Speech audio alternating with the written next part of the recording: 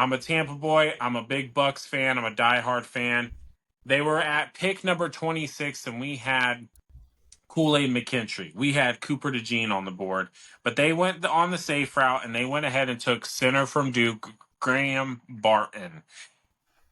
And at first, I was a little bit disappointed with this pick just simply because he wasn't the sexy pick. You know, he wasn't the pick that I necessarily wanted them to draft because we do need some help in the secondary. We have ranked pretty much towards the bottom of our pass defense for the past couple of years. It has not been very good. Where I think that we were ranked like third worst or something like that last year. Or not third worst, but third from the worst. So we were like ranked 29th in passing yards last year with our secondary. But they did address a very, very big need. This past off season, if you are following the Tampa Bay Buccaneers, you know that they lost a huge piece, and they've been missing this huge piece over the last couple of seasons with Ryan Jensen due to injury that has sidelined him, and then he finally decided to hang up the cleats this offseason.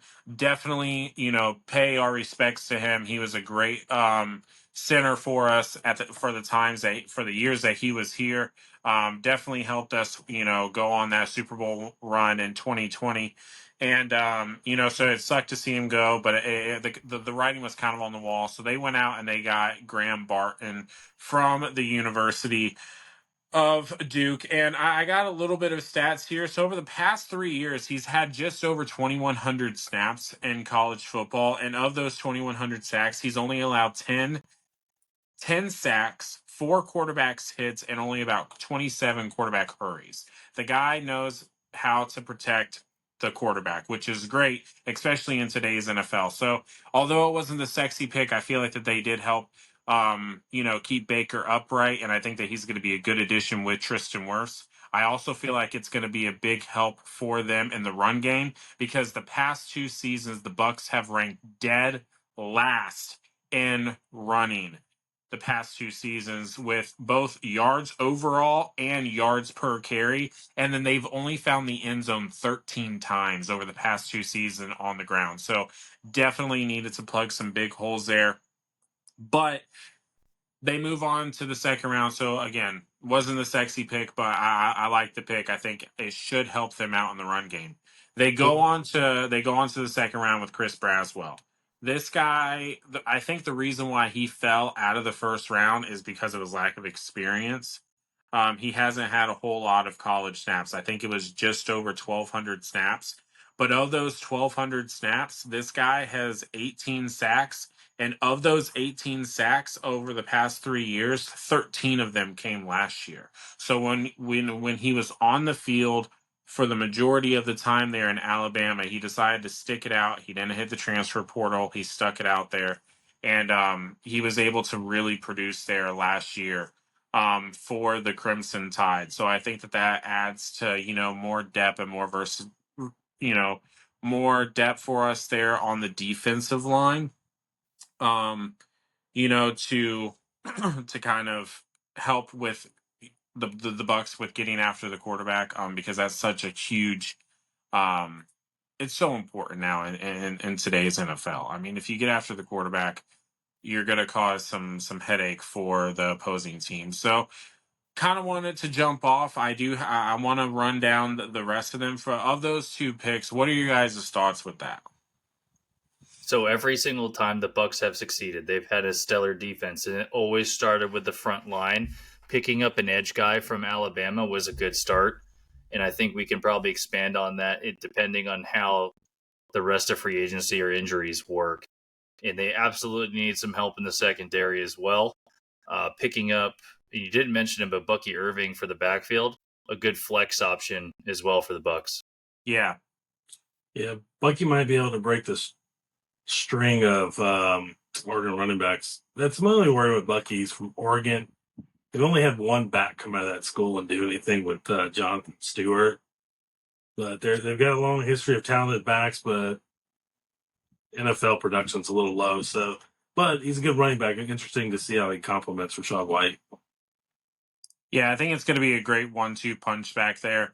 You know, in the backfield with Rashad. I think it's going to really help them out. They've been trying to get that second back. It seems like that's also what the NFL is moving to, where each team has at least two running backs that they can rely on to kind of keep that rotation going. Just being the sole number one guy seems to be a thing of the past in the NFL, unless if you're like a Derrick Henry or like, you know, a Saquon Barkley, some of these guys that are like obviously the clear cut number one guys who can be your workhorse.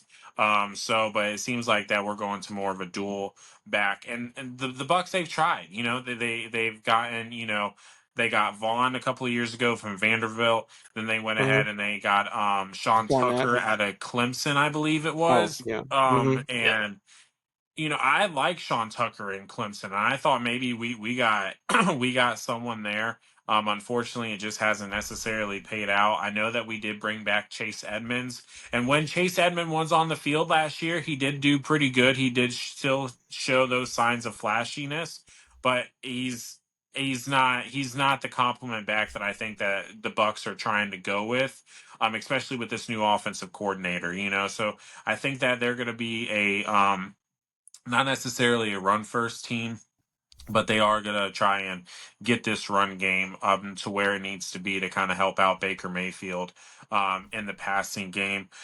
With the other picks that the Bucs took, you know, they got Tyke Smith from Georgia. He's the safety out of Georgia. Great tackler, very sure tackler. Has the ability to, you know, to create turnovers as well when playing, you know, in coverage. He does lack a little bit of size, which is some scout, you know, concerns coming into the NFL, especially with the athletes that we are seeing at wide receiver now and even at tight end. But I think he'll play a good rotation guy and probably find himself a nice little home there on special teams. Um, Well, so, some people said Earl Thomas was kind of small. well, yeah, but And look at that. very true, very true. And I mean, if you look at it, Winfield, he's not the biggest guy either. But I don't think Tyke Smith is going to be up there on that level of competition with him. I mean, maybe, you know, he is a bulldog, so I mean, we've seen some pretty good you know, picks out of it. Something that I have saw Jason Light, you know, the Philadelphia Eagles get, you know, every single year, hey, if you're a Georgia Bulldog, you're going to be a Philadelphia Eagle. Well, if you're a Washington Husky, odds of you becoming a Tampa Bay Buccaneer are pretty high because Jason Very Light high. likes these guys. We went out and we got McMillan, the wide receiver out of Washington. So I think that they did add some good depth pieces and you know, try to fill some of the holes that they needed. I give them a B minus overall. You know, I think that they could have I think that they could have done better for the secondary. With us losing Carlton Davis to the Detroit Lions in that trade, I know that we got Jordan Whitehead back, and I also know that we got Bryce Hall from the Jets. So you know, obviously there are some pieces that we filled there in the secondary, but we had some opportunity to get some secondary guys. They didn't take it. They went with you know, the safe pick. But I give them a B minus. I think overall they helped the team. Yeah, I think it's a good grade. I think they did a good job of shoring up the guards. And the guard from UTEP, I think, may surprise a little folks because it's always easy to find that lineman at that small school, and they end up coming in being maulers, and he's got good body strength. So I think the Bucs did a good job of, you got to give Rashad and Bucky something to run behind. Yeah, And Wirfs can't do it all. So I think you hit it on the head there. Yeah, yep, I agree. Yeah, I I think agree. it's a I healthy thought one. thought it was a good draft, especially considering what you guys kind of lost, like you said, in the guard. And shoring up that run, those main two parts in terms of the guard and shoring up that offensive line for Baker, and making sure that you don't have to lean too heavily on running back. He's Getting going a Max guy Headroom on lucky, us. and even McMillan. Grabbing McMillan, I think is a nice pickup for a kind of a burner who can help you in the slot behind yeah. Godwin and Evans. Yeah, I think a good draft overall, and I agree with the grade. Yeah. I agree with the grade as well. And now that you mentioned McMillan kind of being a speedster, we still got Trey Palmer. So Yeah. it's like, okay, I guess we're just going to double up on speed on the wideouts and just hope for the best. Mm-hmm. I do like the O-line pickups to help protect Baker. I would like to see us try and sign someone as an undrafted guy for a quarterback, because Trask clearly was not the answer. So Fair enough. at least for a backup. Ooh.